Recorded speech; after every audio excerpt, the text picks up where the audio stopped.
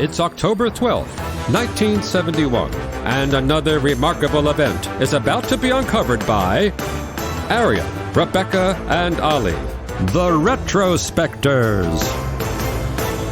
My mind is clearer now. At last, all too well, I can see where we all soon will be. If you strip away the myth from the man, you will see Jesus! The opening lines of Jesus Christ Superstar, first sung on Broadway today in history in 1971, when the show began a run of over 700 performances at the Hellinger Theatre. And it is important to note that here we're recalling the first ever Broadway show of Tim Rice and Andrew Lloyd Webber's rock opera, which had been having these illegal stage performances that had been cropping up and touring across the United States that actually had to be halted by the US District Court in Manhattan with a restraining order that stopped all unauthorized productions. And then you actually had an official production that began that toured around stadia and arenas all around the country that ultimately led us to this rather sort of compressed down version. You know, you think of Broadway as being the biggest possible version of a show, but actually this was a smaller version of the thing that had come before. So at the point where they came up with Jesus Christ Superstar, Andrew Lloyd Webber and Tim Rice were in their early and mid-20s. They'd had a modest success in 1968 with the cantata that would go on to become Joseph and the Amazing Technicolor Dreamcoat. Then things didn't go so great. In 1969, they wrote a song for the Eurovision Song Contest called Try It and See, which was not selected, much like Katie Price's effort those years ago. But it would go on to be rewritten to become King Herod's song in Jesus Christ Superstar, so they did find a use for it. The issue, of course, is that they had this great idea, but musicals are very expensive to stage, and this one was a kind of a tough sell in 1969. One potential investor called a stage show of the life of Jesus Christ the worst idea in history, so they turned to the concept album, and actually several musicals have begun life as concept albums, including Les Mis, Chess, and Tommy. Andrew Lloyd Webber actually went on to do it again in 1976 with Evita, so that's what they did, and it didn't do that well in the UK, even though I feel like we know some of the songs, you feel like they were hits. Apart from I Don't Know How to Love Him, the album didn't do that great. In the US, it was a gigantic smash hit. It reached number one in February and May on two separate runs, and it went on to be the best-selling album of 1971, beating Carole King's Tapestry, possibly one of the most hit-laden albums of all time. Yeah, and I think actually that was the aim for, well, at least for Tim Rice, that was the aim. Like, he was interested in their publishing contract, which is why they were writing songs for Eurovision rather than for musicals. But the concept of it actually ever necessarily being a full-blown production was more in Lloyd Webber's head than it was for Tim Rice. He quite liked this idea of writing a rock album from the perspective of Judas about Jesus' final days as an ordinary man, which is what they keep coming back to in the lyrics, isn't it? Mary Magdalene sings, "I've had so many men before in many different ways. He's just one more." That was the concept of it. So Rice wrote in his autobiography, "From a very young age, I wondered what I might have done in the situations in which Pontius Pilate and Judas Iscariot found themselves. How were they to know that Jesus would be accorded divine status by millions, and that they would, as a result, be condemned down the ages? I mean, it's one thing for, like, Tom Stoppard to put on his, I wonder what Rosencrantz and Guildenstern were up to when they were backstage while Hamlet was soliloquizing. But it is a totally other thing to go, hey, those two bad guys, I wonder what was in their heads. I mean, still, a great kind of concept for a show, but audacious is the word. And perhaps only Brits could do it. Or at least not Americans. I mean, the reason it was a massive hit in the States, obviously, is because there's a huge evangelical Christian movement. And there was a bit of a Jesus trend going on, as it just so happened to be released over there, following songs like Spirit in the Sky. So there was this weird sort of hippie Jesus thing going on. But they wrote it in a pub in Herefordshire. They wrote it from an Anglican tradition, right, and a sort of intellectual kind of, let's experiment with this idea position.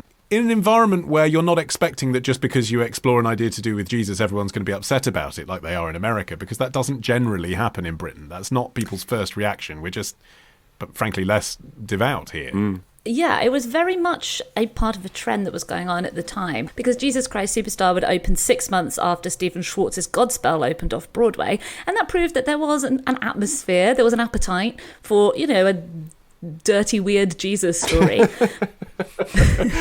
Dirty weird.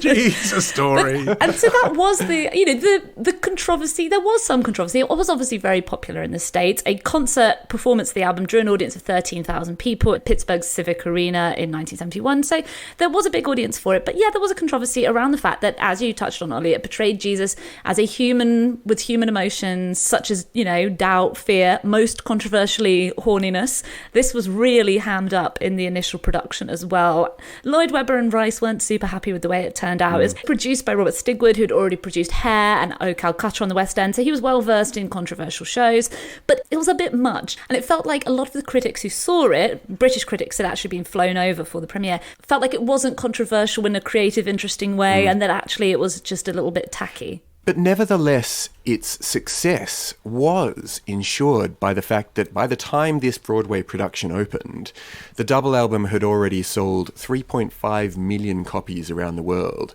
So they knew that they were going to have a hit on their hands, even though, as you were saying, Rebecca, neither Lloyd Webber nor Rice were particularly happy with the production. In a 2015 interview with the New York Post, Lloyd Webber said, "It was vulgar, the opening night was really rather miserable, one of the worst nights of my life," he said. "But I was only 23, I was just a very unhappy kid at the back of the theatre." I mean, the quote that I found that I really enjoyed was when he was relaying the story of how Hal Prince, legendary producer of West Side Story and Fiddler on the Roof and Cabaret, which Lloyd Webber loved, had actually wanted to direct it and sent a telegram to his parents' flat offering that he'd like to direct it after they'd sold the rights to the Broadway people. And he said, "I could have cried. I still wonder how my career would have been perceived in those early days if he had directed it, rather than my theatrical debut being allowed to be turned into a mountain of kitsch that looked like a monument to a demented pastry chef." And I watched a clip of the cast performing on the Tony Awards, and it is really quite surreal and sort of Disney parade-ish what they ended up with.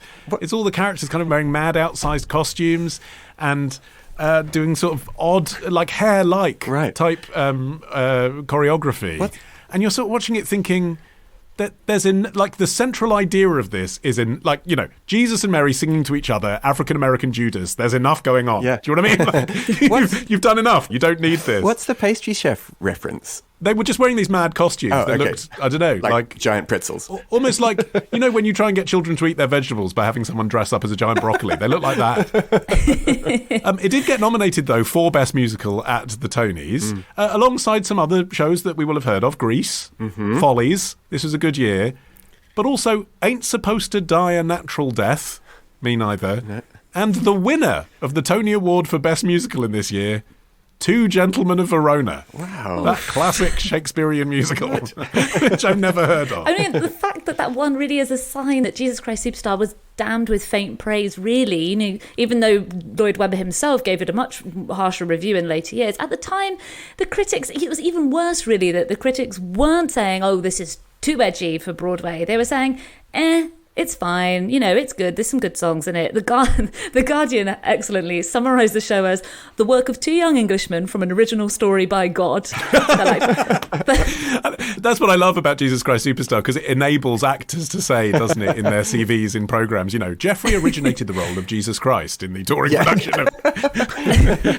But even though productions like Hair and Godspell had paved the way for Jesus Christ Superstar, in a way that it ended up suffering from being compared to those. The Guardian compared the musical numbers unfavourably with Hair, and it said, Rice and Webber intended to make Superstar a head-on confrontation with the Bible story. In fact, there are no fresh insights at all. The feeling, rather, of a couple of talented and trendy young men skirting the problem with slight unease. I think I would agree that it's quite a difficult watch in a theatre. I mean, it's quite intriguing researching this to see how clearly Rice and Lloyd Webber kind of always preferred it in arenas and stadiums. I'd quite like to go and see it like that, because I never have. I've only seen it in the theatre, and I do find it quite boring. And I think that's because it was written for an album. It is effectively a rock radio play rather than a stage musical. The lyrics describe what's happening literally, so there's nothing left to the imagination. There's no book that happens between the songs, and it's just like they sing everything as they do it. I'm walking over there, I'm going to nail you to the cross. It's just I think nothing's happening in my brain.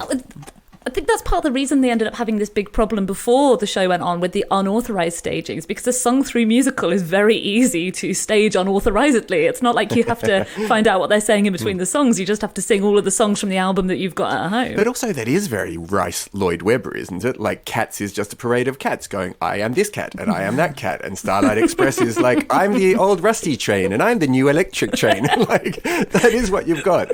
Tim Rice was involved in neither of those shows. I will not permit this. Tomorrow.